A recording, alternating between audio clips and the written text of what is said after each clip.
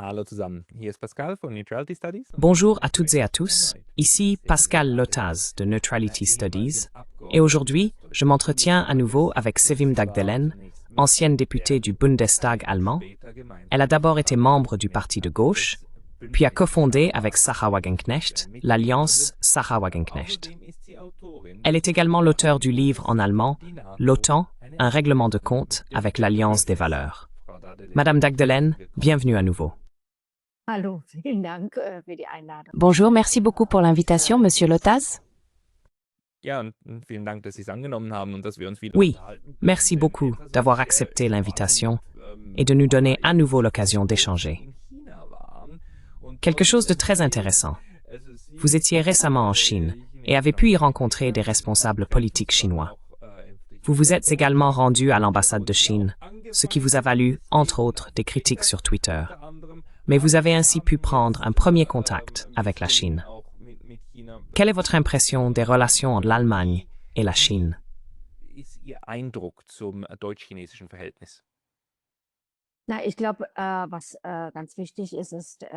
Je pense qu'un point très important est le suivant.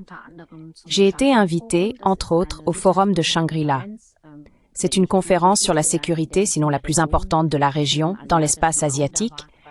Il y avait plus de 1800 participants venant de plus de 100 pays. J'y ai été invitée à titre éminent pour intervenir sur un podium dans un panel. Le thème central portait sur la situation géopolitique internationale, 80 ans après la guerre antifasciste. La victoire sur le fascisme, sur le militarisme japonais en Asie et sur le fascisme allemand sur le continent européen. Et il y avait de nombreux décideurs, y compris venus d'Europe. Mais ce qui était intéressant, c'est que l'Allemagne, c'est-à-dire le gouvernement fédéral, n'était pas représenté du tout. Seul l'attaché militaire de l'ambassade d'Allemagne à Pékin était présent.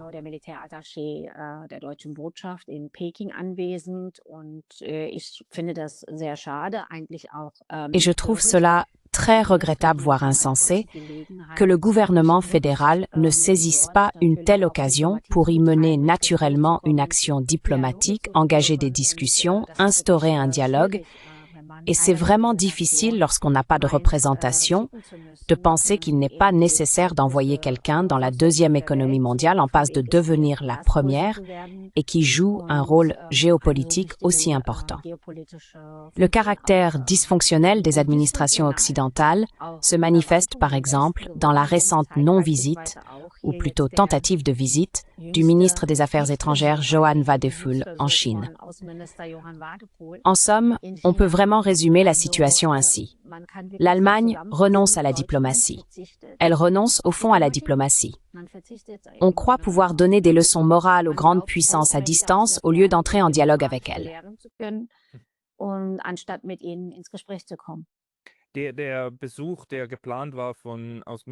La visite, prévue par le ministre des Affaires étrangères Wadephul, a été annulée, du moins selon les médias, parce que la partie chinoise n'avait manifesté aucun intérêt à le rencontrer. D'un autre côté, on peut aussi constater très clairement que l'Allemagne ne fait pas particulièrement d'efforts pour engager avec la Chine un dialogue sincère sur la manière dont la relation devrait réellement se présenter.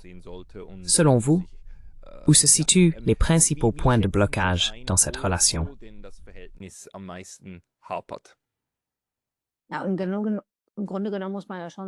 Au fond, il faut bien reconnaître que Wadephul représente une constante. Il n'est qu'une perle dans un collier. Souvenons-nous de Heiko Maas, que j'ai accompagné en tant que parlementaire lors de sa visite inaugurale en Chine en 2018 ou 2017. Souvenons-nous aussi d'Annalena Baerbock, qui, lors d'une visite aux États-Unis, a estimé devoir fulminer contre la Chine sur la chaîne de télévision conservatrice américaine Fox News.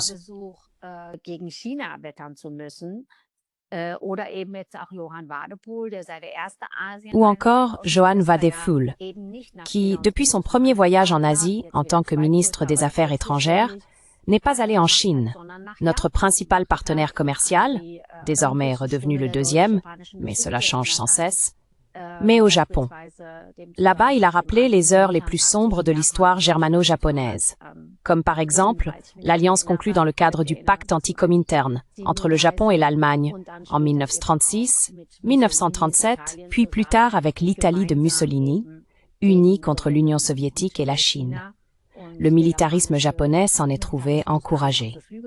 Au Japon, il a de nouveau désigné ce pays comme le principal partenaire stratégique de la région, affirmant qu'il s'agissait d'un partenaire de premier plan et qu'il fallait agir ensemble face aux dangers régionaux.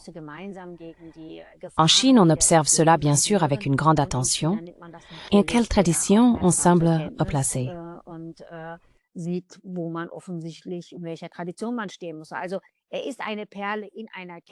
Ainsi, il est une perle dans un collier. Heiko Maas, Annalena Baerbock et Wadful. Et ce déclin de l'Allemagne se manifeste ici très clairement. À Pékin, on fait preuve d'une grande méfiance à l'égard des États vassaux européens. Et il faut dire que l'Allemagne en fait partie en tant qu'État vassal des États-Unis. L'Allemagne se laisse entraîner dans cette confrontation en première ligne contre la Chine. Et là règne une grande méfiance, car au final, ils ne font que ce que Washington veut, des États comme l'Allemagne ou encore l'Union européenne. Il en résulte l'impression qu'on ne peut pas compter sur des accords fiables, même avec l'Allemagne. L'Allemagne est perçue comme un État qui ne fait que ce que Washington souhaite.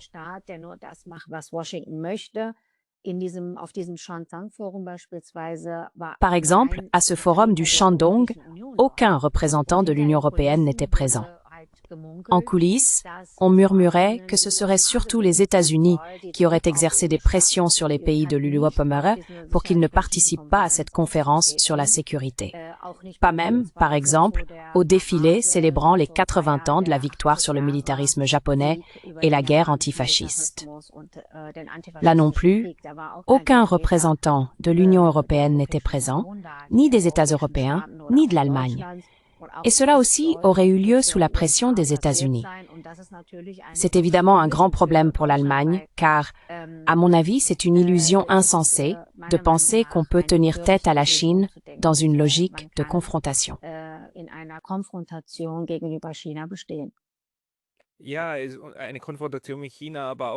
Oui, une confrontation avec la Chine, mais aussi cette construction idéologique en ce moment. Dire que nous refusons en fait le dialogue, que nous refusons la diplomatie.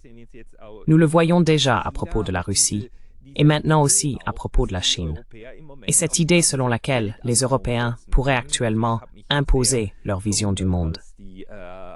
J'ai donc été très surpris lorsque la haute représentante de l'UDAM-Hummer, Mme Kallas, a déclaré lors d'un entretien qu'il fallait réinterpréter toute la Seconde Guerre mondiale et ne pas reconnaître la Russie et la Chine comme nations victorieuses, mais affirmer que nous devrions en réalité reconsidérer la Seconde Guerre mondiale comme la libération de l'Europe grâce à l'Amérique. Comment vous et d'autres personnes qui êtes encore en contact avec la Chine, pouvez-vous entretenir des relations avec des collègues chinois dans de tels forums et peut-être y expliquer ce qui se passe actuellement en Europe?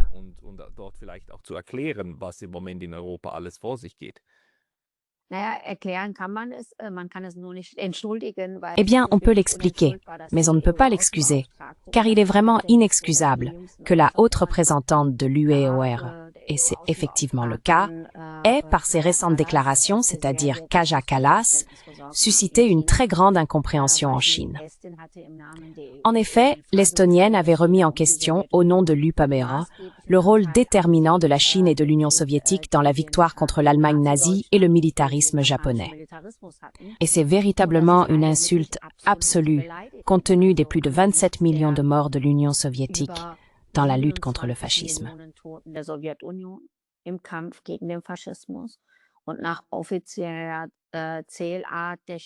Et selon le décompte officiel des Chinois, il y a eu plus de 35 millions de morts dans la lutte contre le militarisme japonais. L'attaque du Japon a eu lieu avant même le début de la Seconde Guerre mondiale. Si l'on additionne la période d'avant et d'après la guerre, ce combat contre les fascistes japonais a coûté plus de 35 millions de vies. Et face à de telles déclarations dénuées de tout instinct, il faut bien se demander si cette direction politique de l'ULMRIOMEB a encore toute sa raison. Il semble désormais complètement abruti. Et c'est ainsi que cela est perçu en Chine. En tout cas, d'après ce que j'ai vécu en Chine jusqu'à présent, mes interlocuteurs y sont tous très intelligents et très sages.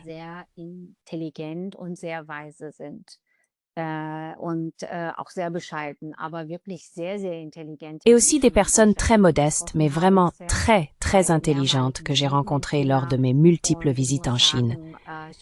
Et je dois dire que la Chine aborde les États-Unis et l'Europe avec une grande sobriété, en raison, entre autres, de telles déclarations et par exemple des politiques commerciales, des droits de douane, des sanctions prises contre la Chine et contre la Russie. Et le pays est préparé à toutes sortes de provocations. C'est ce que j'ai observé en Chine. Et c'est aussi une grande différence avec l'Occident. Là-bas, on pense à très long terme.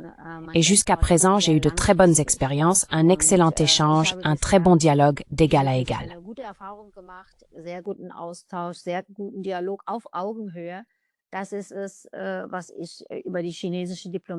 Voilà ce que je peux dire de la diplomatie chinoise. Je veux dire, parmi les 1800 participants du forum Shangtsung venus de plus de 100 pays, de nombreux représentants de très petits États, de petits pays, ont été mis en avant dans les séances plénières, les panels et aussi lors des réunions à huis clos. Ce n'est pas du tout le cas à la conférence de l'OTAN ou à la conférence de Munich sur la sécurité, où il ne s'agit en réalité que de contrats d'armement, de démonstrations de force et de l'accompagnement d'une politique de guerre. Là, on ne se rencontre pas d'égal à égal.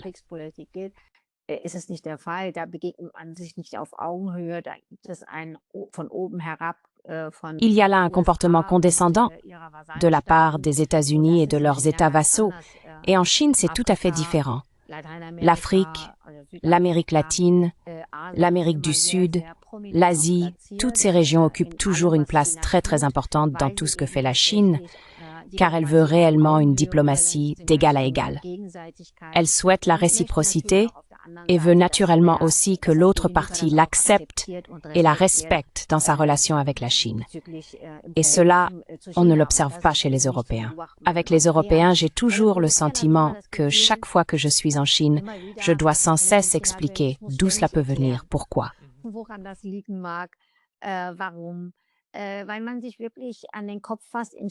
Parce que en Chine, on se prend vraiment la tête en se demandant comment est-il possible qu'en Europe, on mène une politique, y compris économique, aussi contraire aux intérêts de sa propre population, ainsi qu'à ses propres intérêts stratégiques et économiques.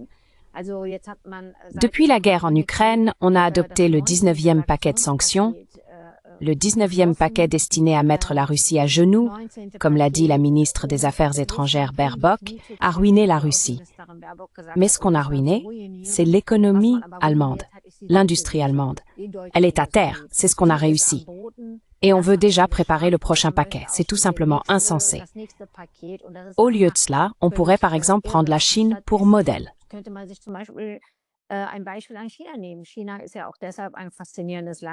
La Chine est aussi un pays fascinant parce qu'elle cherche à combiner la justice sociale pour tous avec l'innovation économique, ce qui est très rarement perçu ici. La Chine veut créer un État social qui protège contre les risques de la vie. Elle ne mise pas, par exemple, sur un gaspillage néolibéral des biens publics. En Chine, il n'existe pas l'illusion naïve, comme chez nous avec l'ordolibéralisme, que le marché crée automatiquement la justice sociale si l'État ne défend pas contre les monopoles. On est simplement convaincu qu'une planification étatique efficace est à long terme réellement supérieure aux États occidentaux qui régressent de plus en plus vers un État gendarme. Et je pense qu'il faudrait plus souvent regarder du côté de la Chine.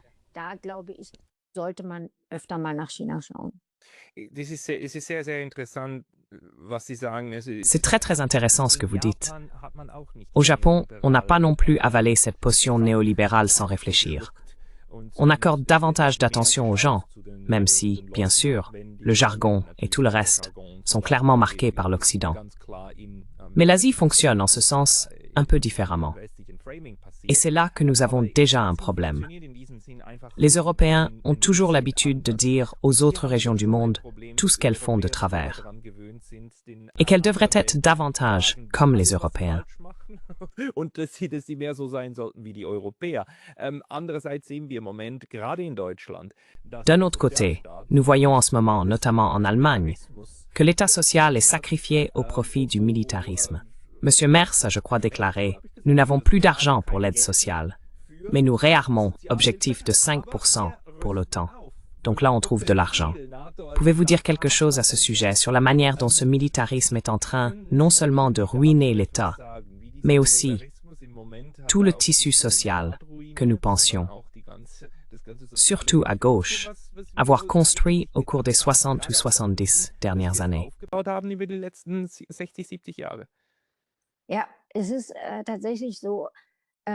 Oui, c'est effectivement le cas. Il s'agit d'un réarmement gigantesque. On peut vraiment parler d'un réarmement sans précédent. Un tel réarmement n'a jamais existé dans l'histoire de la République fédérale d'Allemagne depuis la fin de la guerre, depuis 1945. L'OTAN se réarme massivement ici et s'étend même jusqu'en Asie par le biais de pactes militaires bilatéraux, exigeant en quelque sorte son tribut de ses vassaux, comme la République fédérale et les autres États membres de l'OTAN. Consacrer 5% du produit intérieur brut à l'armée. 5% du produit intérieur brut représente à l'heure actuelle 220 à 225 milliards d'euros. Cette année, 2025, l'Allemagne, comme le déclare aussi le gouvernement fédéral issu de l'Union et du SPD, a un budget des superlatifs. Et sur ce point, ils ont effectivement raison.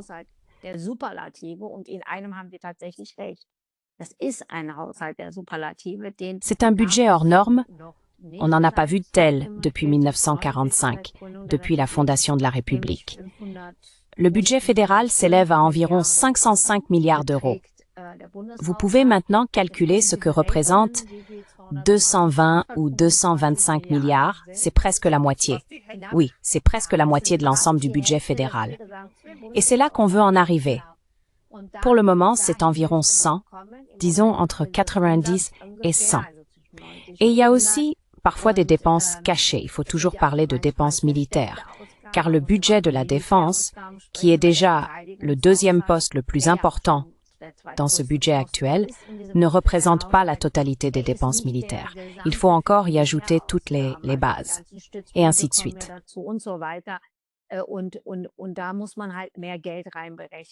Et il faut simplement prévoir plus d'argent. Cela représente environ 90 à 100 milliards que l'on dépense actuellement, donc plus de 2% en ce moment. Et on souhaite atteindre les 5% dans les prochaines années. Cela ne signifie évidemment rien d'autre. Et là, Merz a bien sûr raison. Il dit que nous ne pouvons plus nous permettre l'État social. Évidemment, quand on s'est vu imposer et contraindre à un tel réarmement, on ne peut pas investir l'argent dans l'État social, dans les infrastructures, la santé, l'éducation, et donc dans l'avenir de notre nation, mais on doit le mettre dans l'armée. On ne peut dépenser l'euro qu'une seule fois. Et le simple recours à l'endettement ne suffira pas à résoudre tout cela.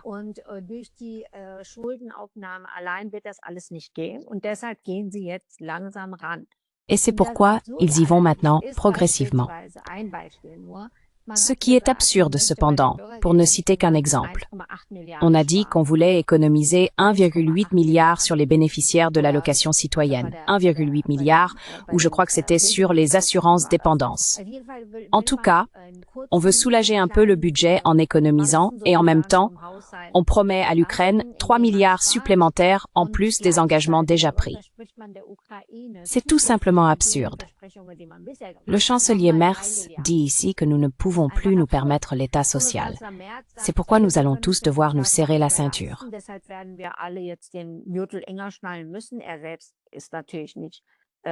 Lui-même n'est bien sûr pas concerné.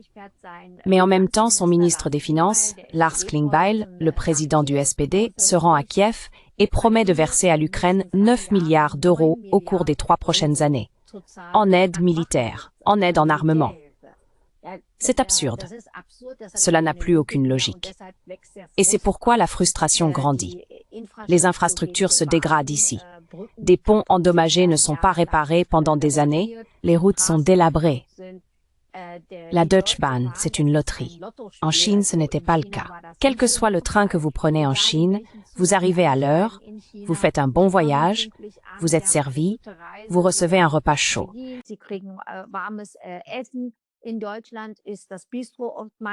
En Allemagne, le bistrot est souvent fermé parce qu'il manque toujours quelque chose dans le service traiteur. Vous avez de la chance si vous arrivez à destination le même jour, sans parler de tous les retards. C'est vraiment délabré. Et pourtant, on investit de l'argent dans l'armée, tandis que tout le reste subit des coupes budgétaires. Les écoles, les universités, qui enseignent depuis des années dans des conteneurs, parce que les bâtiments sont tellement délabrés qu'ils devraient être réparés, mais qu'on ne peut pas les réparer. Ce n'est tout simplement plus défendable. Et cela se produit, et cela va bien sûr devenir encore plus important, encore plus radical, avec cette gigantesque course à l'armement, qui a effectivement été mise en route en Allemagne.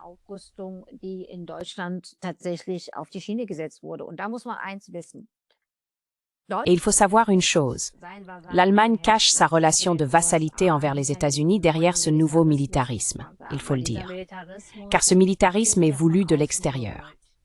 Les États-Unis exigent 5% du produit intérieur brut pour l'armée. L'Allemagne obéit et l'a décidé. Les États-Unis veulent davantage de soldats allemands, on parle de 280, nous en avons 240, 260 000 sont demandés par les Américains, afin d'être prêts pour une guerre contre la Russie, parce qu'ils préparent une guerre, il faut le dire. Ils ne parlent d'ailleurs plus de capacité de défense, mais de capacité à faire la guerre.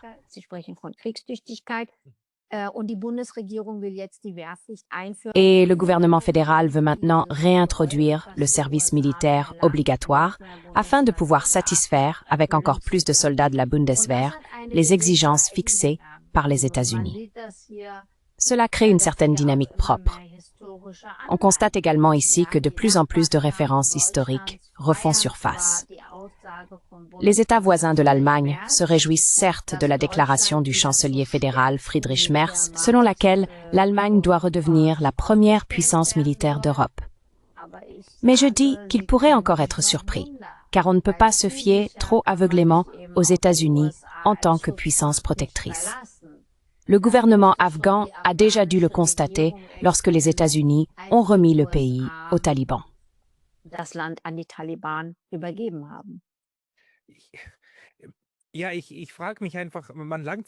Oui, je me demande simplement, parfois on se prend vraiment la tête, surtout quand on a un peu étudié l'histoire. Une Allemagne militarisée, qu'est-ce qui pourrait bien mal tourner? Il faut avoir des idées assez farfelues pour penser que ce serait la pire des issues. Mais d'une certaine manière, cette conscience historique ne fonctionne plus. Ce que vous venez d'expliquer, en revanche, existe pleinement en Chine. D'ailleurs, au Japon, cela se manifeste malheureusement ailleurs, pas au même endroit qu'en Allemagne, mais c'est une autre histoire. Comment voyez-vous donc cette propagande? Et aussi, la manière dont en ce moment cette propagande, notamment la haine de la Russie qu'on attise, et aussi la peur de la Russie, cette idée que demain le Russe sera de nouveau à Berlin, tout en omettant toujours de rappeler pourquoi il a dû se trouver à Berlin en 1945. Mais cela, on préfère le pas sous silence.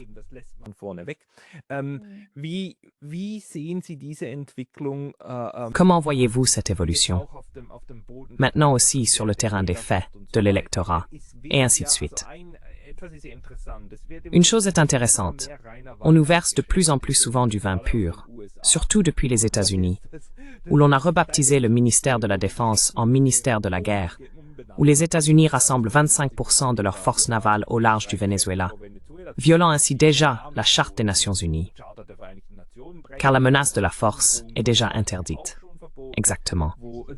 Donc, il devient de plus en plus clair où mène le militarisme occidental. À votre avis, cela a-t-il une influence sur le terrain des faits, notamment si l'on regarde comment l'AfD a grandi en Allemagne?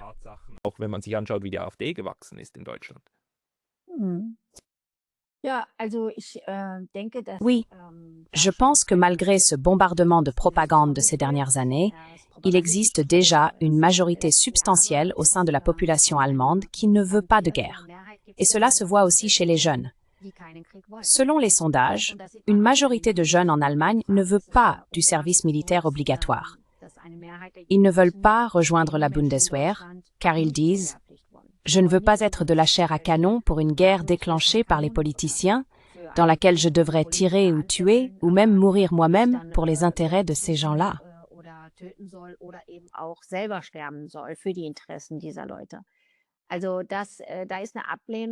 Donc, il y a un rejet, et bien sûr aussi chez de nombreuses personnes âgées, en partie celles qui ont connu la guerre.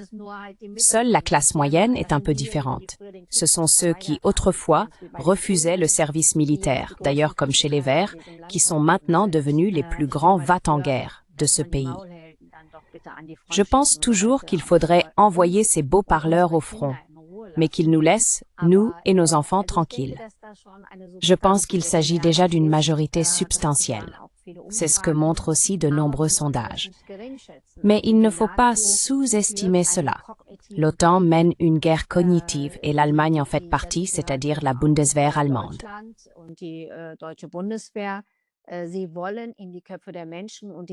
Ils veulent s'immiscer dans les esprits et ces soi-disant experts qu'on fait circuler partout dans les émissions de débat, mais qui, à mon sens, manquent réellement de compétences. Et ils répètent finalement ce que leurs bailleurs de fonds leur dictent, à savoir qu'il faut absolument s'armer. Nous avons besoin de munitions, de missiles, de soldats, de chars. On nous le rabâche du matin au soir. C'est déjà une mobilisation intellectuelle totale, il faut le dire. Et cette dimension intellectuelle, cette insulte à toute forme d'intelligence, consiste à prétendre que les Russes sont inférieurs à nous dans toutes les forces conventionnelles, c'est-à-dire face aux États de l'OTAN, mais qu'ils pourraient malgré tout se retrouver demain à notre porte. Et que c'est pour cela qu'il faudrait nous réarmer.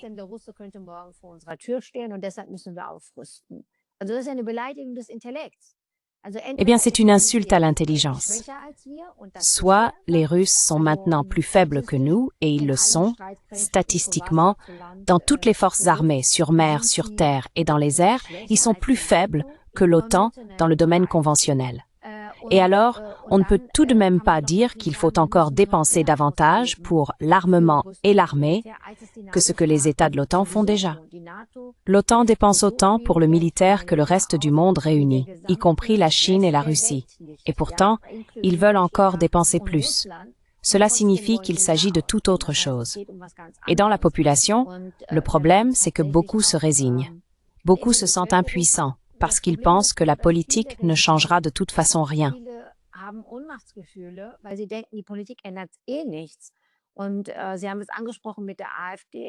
Et vous l'avez mentionné à propos de l'AfD. Avec l'AfD, ce sera bien sûr une histoire intéressante, car il existe au moins deux courants au sein de ce parti. L'un agit de manière très transatlantique, c'est-à-dire qu'il favorise en réalité la vente du pays aux oligarques américains. Le pire, c'était sa relation, on peut le constater, oui. Tout ce que font les États-Unis, Trump, Musk et d'autres, ils veulent le reproduire ici. C'est un parti qui soutient l'objectif des 2% de l'OTAN, ils appuient les dépenses pour l'armement militaire, c'est un parti pro-OTAN, et c'est aussi un parti qui, par exemple, est favorable au rétablissement du service militaire obligatoire.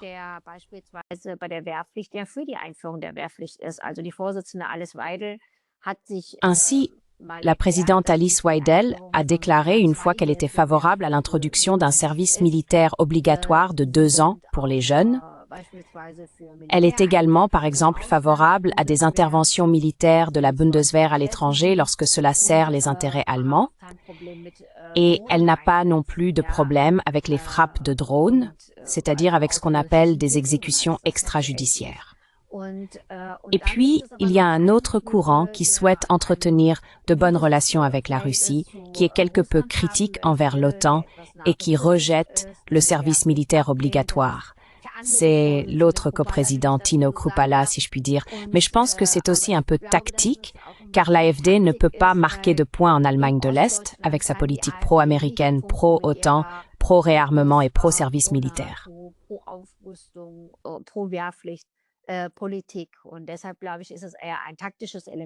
Et c'est pourquoi je pense qu'il s'agit plutôt d'un élément tactique, comme on l'a déjà fait jusqu'à présent, faire semblant. En effet, si l'on est pour l'amitié avec la Russie, alors quelqu'un qui soutient l'OTAN ne peut guère, tout simplement pas, vouloir entretenir ce type de relation avec la Russie. C'est une contradiction en soi. Et en ce sens, il sera intéressant de voir comment les choses vont évoluer. Ce que j'observe depuis les États-Unis, à travers mes nombreux voyages et mes contacts là-bas, c'est que l'administration américaine pousse à établir, à ancrer une région Mélonie en Allemagne. Et pour cela, ils auraient besoin d'une coalition bleu-noir, noir-bleu.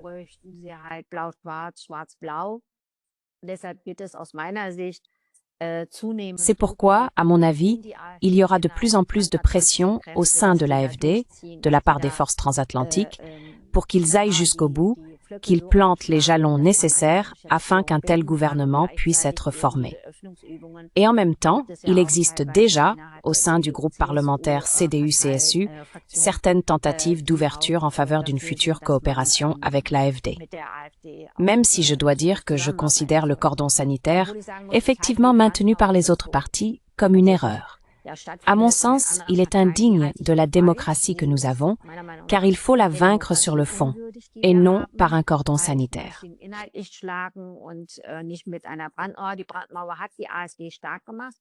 Le cordon sanitaire a renforcé l'AfD, il ne l'a pas affaibli. Cela lui a permis de se présenter comme une martyre, une victime, et de faire croire qu'elle était différente des anciens partis. Et je le dis clairement, dans de nombreux domaines, qu'il s'agisse de la politique économique, de la politique sociale ou encore de la politique étrangère et de sécurité, elle est presque identique à la CDU. Il existe là de très très grandes similitudes. Mais ce cordon sanitaire a eu pour effet qu'il a été impossible de le montrer politiquement aux nombreux électeurs et électrices. Et j'aimerais que les électeurs et électrices aient une compréhension plus profonde, une meilleure conscience de ce que représente réellement l'AfD.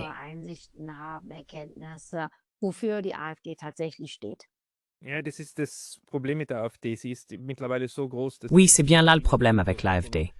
Elle est désormais si grande qu'elle comporte différents courants. Et lorsqu'on regarde le programme du parti, on y trouve encore, je crois, la volonté de promouvoir la démocratie directe. Ou est-ce que je me trompe? Donc il y a des éléments très modérés au sein de l'AfD. Et il y a aussi des représentants très extrêmes. La politique de paix, c'est malheureusement la réalité.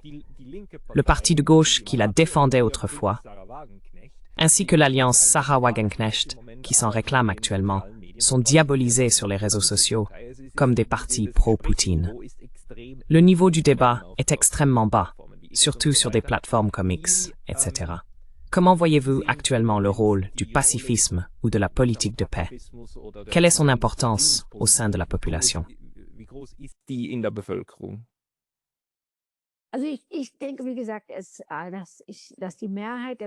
Eh bien, je pense, comme je l'ai déjà dit, que la majorité de la population en Allemagne ne veut pas de guerre. C'est mon observation. Mais il manque une mobilisation de cette majorité, c'est là que ça faiblit. Et cela a plusieurs raisons. Cela a aussi, par exemple, à voir avec l'évaluation de l'administration Trump. Beaucoup pensent qu'il est en réalité un président de la paix, qu'il apporte la paix, ne mène pas de guerre et qu'il faut donc le soutenir. D'autres, cependant, voient la situation un peu plus clairement. À mon avis, cela dépend fortement du degré de fragmentation, de division, par exemple au sein même du mouvement pacifiste, dans son analyse et par conséquent dans sa stratégie. Et en ce qui concerne la question de l'Ukraine, la situation est la suivante. Nous le disons, je veux dire même les services de renseignement américains, qui affirment chaque année dans leur rapport de printemps qu'il n'existe aucune menace de la part de la Russie envers l'OTAN et les États membres de l'OTAN, poussent malgré tout à ce réarmement, à cette mobilisation et à cette dissuasion, comme ils l'appellent. Et c'est désormais à l'Allemagne d'assurer la sécurité du flanc est de l'OTAN.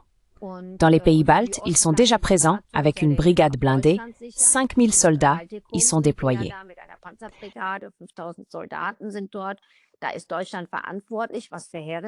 Là, l'Allemagne porte une responsabilité, ce qui, à mon avis, est désastreux.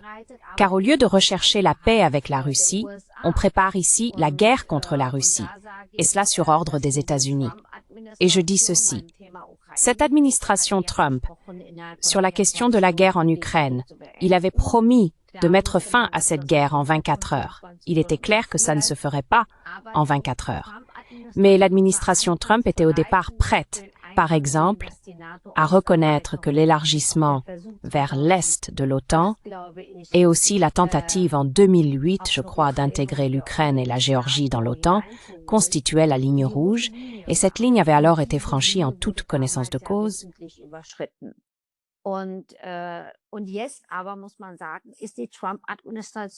Mais maintenant, il faut dire que l'administration Trump est en train de s'aligner de plus en plus sur la ligne de Biden. La seule différence, c'est que les Européens payent désormais pour les armes américaines, pour l'Ukraine dans cette guerre contre la Russie. Cela entraîne certes une surextension de l'OTAN, mais le problème, c'est que cela empêche beaucoup de gens d'agir eux-mêmes et de se mobiliser. Et maintenant, l'exemple du pacte de non-agression, c'est aussi un problème. Si on le rejette, on ne veut évidemment pas garder toutes les options ouvertes. Et l'OTAN est une entreprise dirigée par les États-Unis, ce n'est rien d'autre.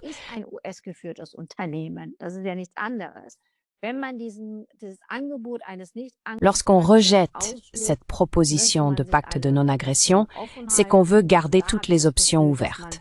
Et j'ai le sentiment que comme en 2021, on ne prend tout simplement pas la Russie au sérieux. En 2021, il y avait déjà une proposition. Et cela conduit à... Ces divergences contribuent aussi au fait que, en Allemagne, il y a ces débats. Est-ce que cela se fait là-bas? Y a-t-il un mouvement pour la paix? Y a-t-il un mouvement pour mettre fin à la guerre?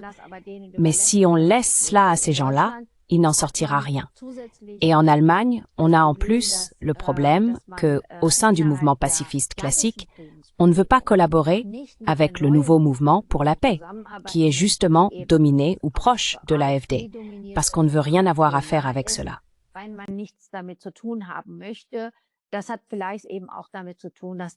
Cela tient peut-être aussi au fait que les analyses divergent. Le camp de l'AfD dit « Trump est le président de la paix, il nous apporte la paix ». Et les autres, le mouvement pacifiste classique, disent « Un instant, la stratégie est tout autre ».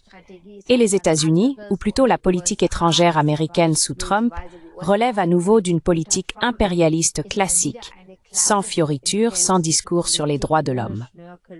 Vous l'avez d'ailleurs mentionné au début, il s'agit d'accaparer les ressources et les sphères d'influence géopolitique.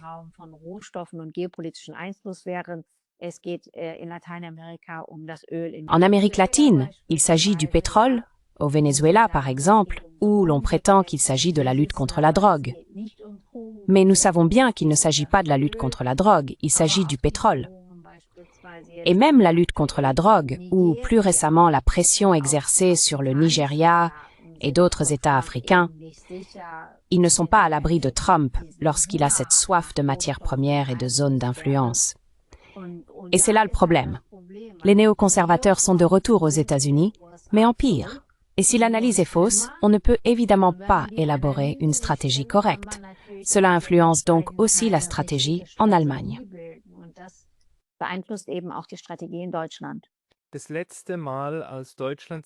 La dernière fois que l'Allemagne s'est opposée au diktat de Washington, c'était en 2003, lors de la guerre en Irak. L'Allemagne n'y a pas participé, elle a simplement dit non, nous ne suivrons pas. Et les Américains l'ont longtemps reproché à l'Allemagne. Mais le fait est, en 2003, l'attaque contre l'Irak constituait une violation flagrante du principe de paix, une agression. Et comme nous le savons rétrospectivement, toutes les affirmations concernant les armes de destruction massive étaient inventées de toutes pièces. C'était tout simplement une grave violation du droit international.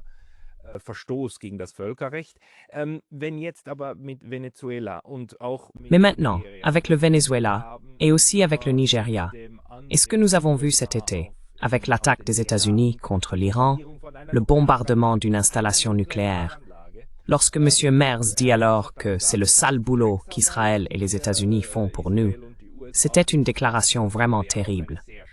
Le fait qu'on ne cherche même pas à justifier cette violation du droit international, qu'on dise officiellement, bon, dans ce cas, c'était acceptable.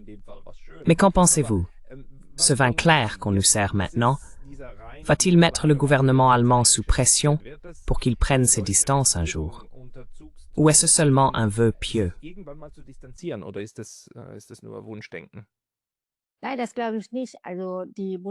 Non, je ne le crois pas. Donc, le gouvernement fédéral sous Annalena Baerbock comme ministre des Affaires étrangères des Verts, mais aussi auparavant sous le social-démocrate Heiko Maas, et je pense que Wadephul ne le fera pas non plus. S'il y a un nouveau dépouillement, alors nous, en tant que BSD, ferons à nouveau notre entrée au Bundestag allemand. Et ce Bundestag, ce gouvernement fédéral, ne sera selon toute probabilité pas légitime, car le BSD devrait en réalité siéger ici au Bundestag. J'aimerais alors poser à nouveau une question, car j'ai déjà demandé à plusieurs reprises au gouvernement fédéral par le passé si l'attaque contre l'Irak par la coalition des volontaires constituait et constitue une guerre d'agression contraire au droit international.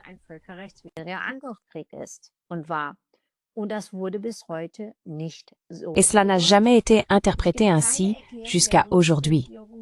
Il n'existe aucune déclaration du gouvernement fédéral affirmant que la guerre en Irak fut une guerre d'agression contraire au droit international. Il en va de même pour la Yougoslavie.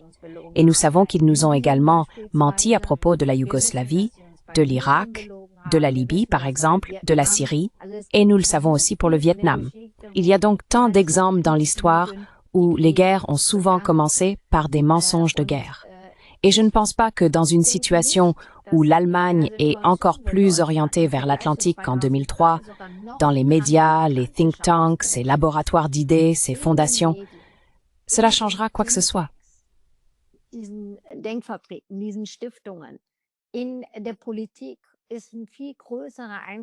En politique, on peut observer une influence bien plus grande, désormais venue des États-Unis, issue des États-Unis, dans ses relations transatlantiques qu'en 2003.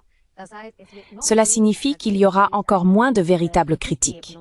Et vous l'avez mentionné, cela montre bien le double standard des critiques des États de l'OTAN envers la Russie. À quel point elles sont hypocrites lorsque les États-Unis ou encore Israël bombardent illégalement l'Iran ou réduisent Gaza en ruine. On dit alors que c'est le sale boulot.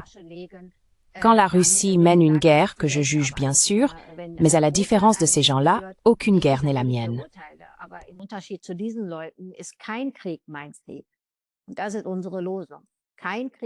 Et voici notre mot d'ordre. Aucune guerre n'est notre guerre. Mais eux disent simplement, eh bien, la guerre qui n'est pas la nôtre est mauvaise. Et l'autre, celle qui est la nôtre, ou menée par nos propres scélérats, celle-là est acceptable. Par exemple, le président illégitime de la Syrie, Al-Shara, en réalité Jolani, un ancien combattant d'Al-Qaïda, un islamiste recherché avec une forte prime sur sa tête, contre lequel des sanctions avaient été imposées. Et maintenant, c'est leur scélérat, n'est-ce pas? Il a pris le contrôle de la Syrie, et c'est pour cela qu'il est célébré. Donc à cet égard, je dois tempérer un peu l'enthousiasme et décevoir. Je ne pense pas qu'on en viendra réellement à une condamnation. Je n'ai d'ailleurs entendu aucune critique jusqu'à présent.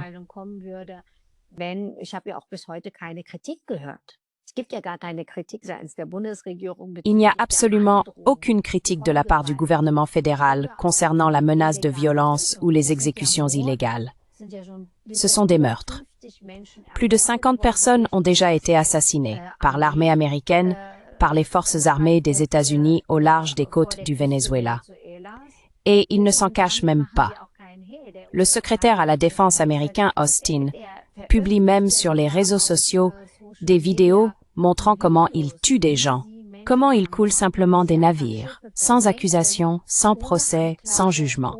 Ce sont des exécutions illégales. Et jusqu'à aujourd'hui, le gouvernement fédéral allemand ne les a pas condamnés.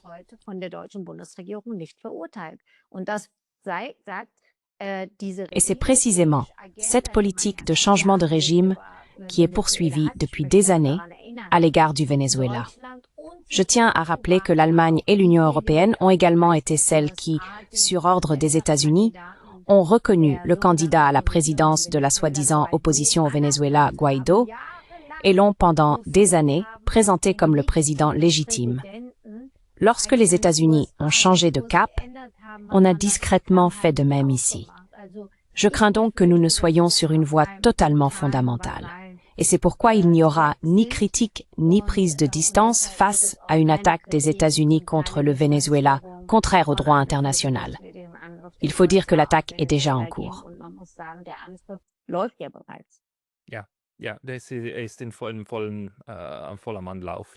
Oui, il est en plein essor. Sinon, le Ford, le porte-avions avec ses navires d'escorte, n'irait pas là-bas. Eh bien, c'est tragique, là où nous en sommes actuellement. Ce vassalisme, non seulement de l'Allemagne, mais de l'Europe en général, nous pousse toujours plus loin dans cette hystérie guerrière. Et nous le savons, d'après le passé. Cela ne se termine généralement pas bien. Nous devons pouvoir arrêter cela à un moment donné. Peut-être un dernier mot. Où chercheriez-vous des lueurs d'espoir, des points où nous pourrions freiner un peu? Lichtblicken suchen, wo wir etwas anhalten können.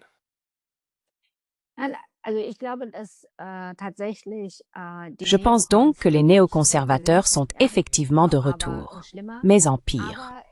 Cependant, il y a un changement dans l'ordre international car leur plus grand problème, c'est la Chine. Revenons donc à la Chine. Car c'est là que les choses deviennent sérieuses. Ils sont contraints de faire des compromis et le déclin des États-Unis, ainsi que leur refus d'accepter un monde multipolaire en train d'émerger, plonge le monde dans une insécurité croissante. Voilà pour un aspect. Et c'est pourquoi il est d'autant plus important de résister. L'Allemagne a besoin d'un mouvement fort pour la neutralité. L'Allemagne a besoin d'un mouvement fort pour la paix avec la Russie. Et ce n'est qu'en reconnaissant ces réalités d'un monde multipolaire que nous aurons réellement une chance d'arrêter ce déclin.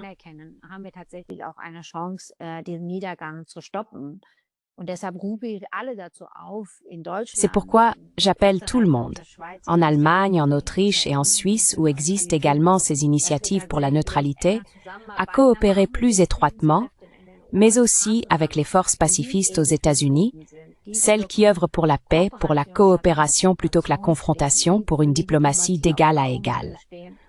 Elles comprennent que ce monde multipolaire en train d'émerger, ou déjà présent avec les BRICS, et il faut dire qu'ils ont déjà introduit la monnaie yuan dans de nombreux pays des BRICS, ne peut avoir une chance que de cette manière, et qu'il peut alors représenter une situation gagnant-gagnant pour les deux, pour toutes les parties.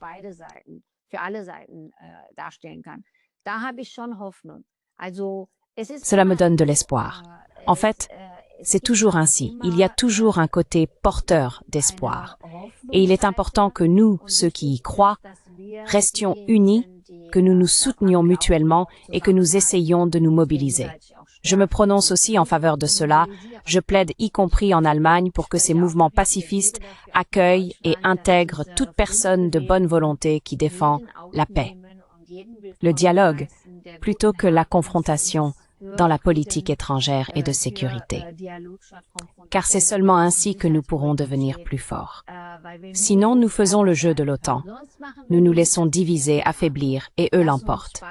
Et c'est contre cela qu'il nous faut véritablement résister.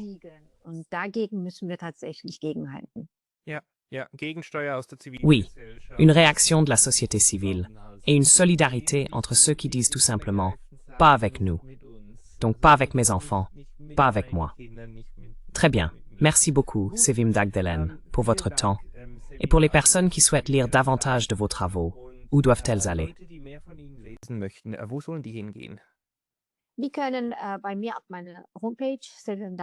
Ils peuvent consulter mon site internet, sevimdagdelen.de.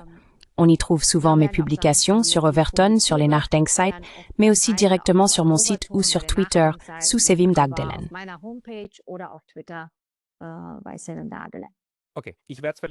D'accord, je mettrai le lien dans la description de la vidéo. Sevim Dagdelen, merci beaucoup pour votre temps aujourd'hui. Je vous remercie également.